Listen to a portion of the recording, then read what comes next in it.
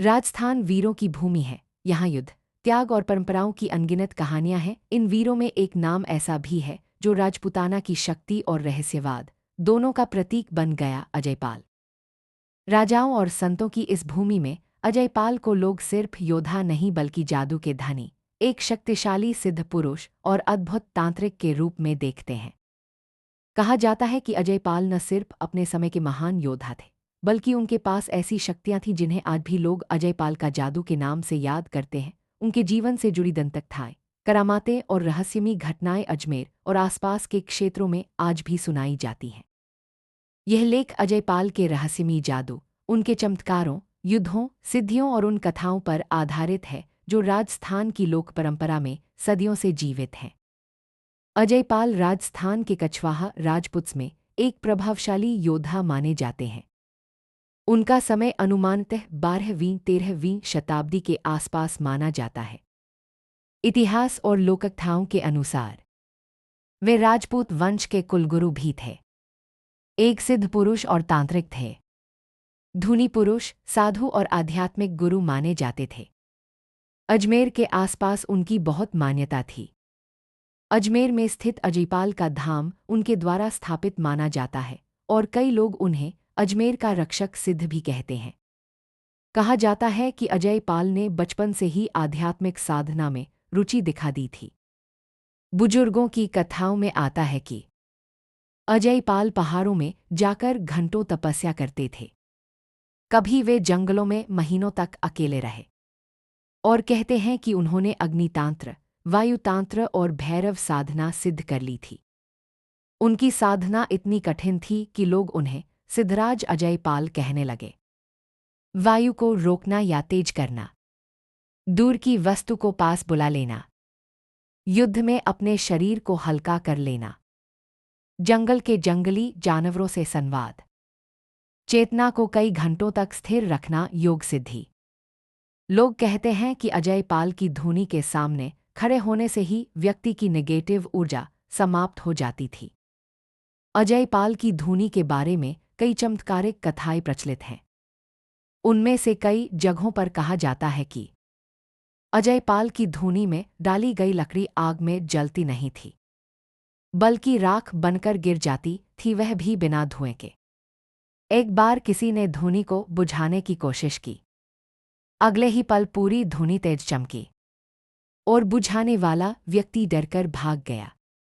कुछ लोग कहते हैं कि वहां भैरव की शक्ति रहती है, वहीं कुछ इसे अजयपाल की जादुई सिद्धि मानते हैं। लोककथाओं के अनुसार एक बार अजमेर क्षेत्र में भीषण आंधी चलने लगी। पेड़ उखड़ने लगे, घर ढहने लगे और लोग भयभीत हो गए। तब अजयपाल पर्वत की चोटी पर गए और अपनी जटाओं को हवा की दिशा में खोल दिया। कहा जाता है कि जैसे ही उन्होंने मंत्र पढ़ा, अचानक आंधी रुक गई, हवा स्थिर हो गई और पूरा वातावरण शांत हो गया। लोग इसे अजयपाल का सबसे बड़ा चमत्कार मानते हैं।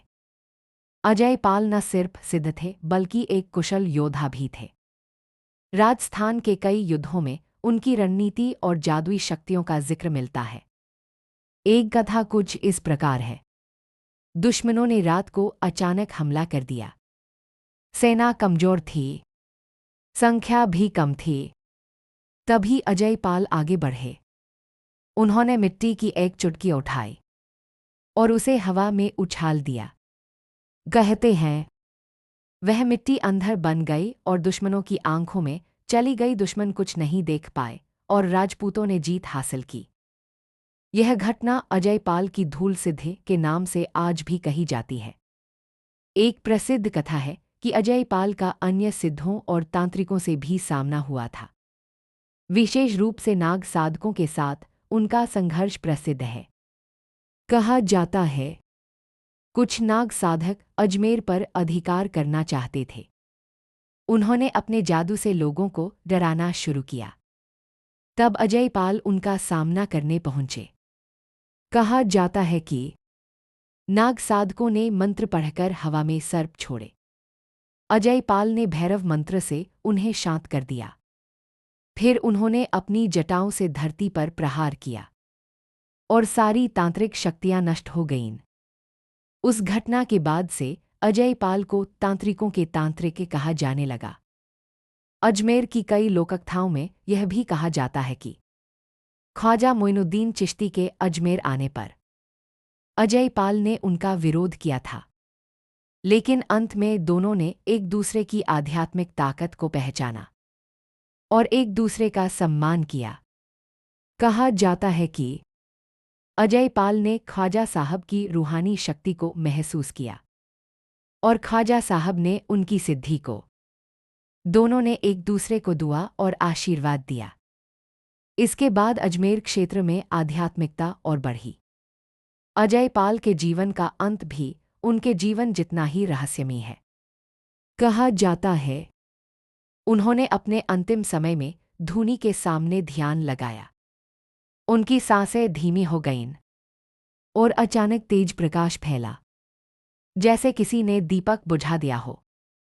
जब लोगों ने आंखें खोली, अजय पाल वहां से गायब थे। केवल उनकी जटाई और उनका कमंडलू धूनी के पास रखा था। कुछ लोग कहते हैं कि वे समाधि में चले गए, कुछ कहते हैं वे देह त्याग कर गए, और कुछ कहते हैं कि वे जीवित ही अदृश्य हो गए। आज भी अजमेर के पास स्थित अजीपाल मंदिर और धूनी पर हजारों लोग आते हैं। लोग कहते हैं यहाँ नज़र दोष उतर जाता है, जादू टोने का असर खत्म हो जाता है, मन की अशांति दूर होती है, डर भय और निराशा खत्म हो जाती है, व्यापार और नौकरी में रुकावट दूर होती है। कई लोगों ने बताया है कि अजय पाल के स्थान पर जाते ही जैसे हल्का महसूस होता है, जैसे किसी ने बोझ उतार दिया हो। आज भी लोग दुआ करते हैं, अजय पाल महाराज हमारी रक्षा करना, और कहते हैं कि उनकी दुआ खाली नहीं जाती।